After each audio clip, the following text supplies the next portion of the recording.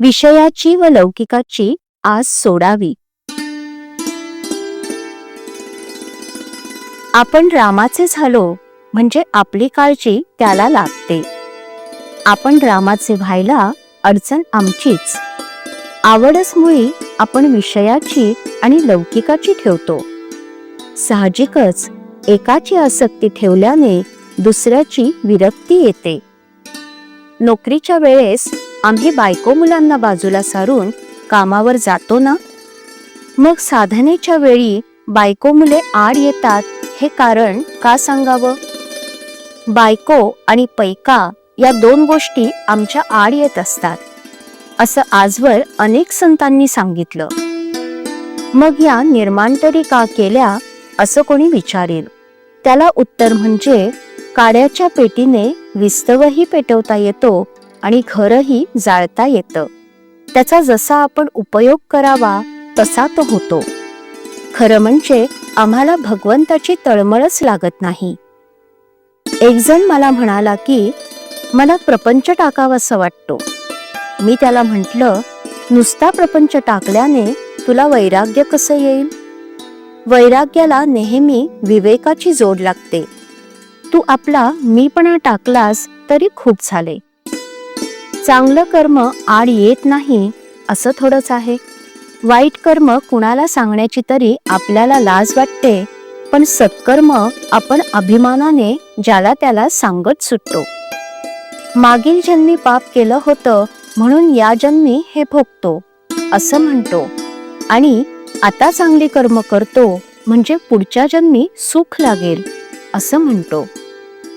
म्हणजे जन्ममरणाच्या फेऱ्यातून सुटण्याऐवजी त्याच्यात गुंडाळलं जाण्यासारखंच झालं.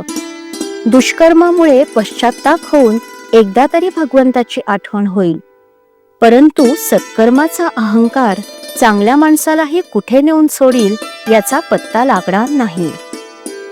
राजा सुद्धा योग्य मार्ग दाखवण्यासाठी आपल्या संगतीला चांगला माणूस ठेवतो.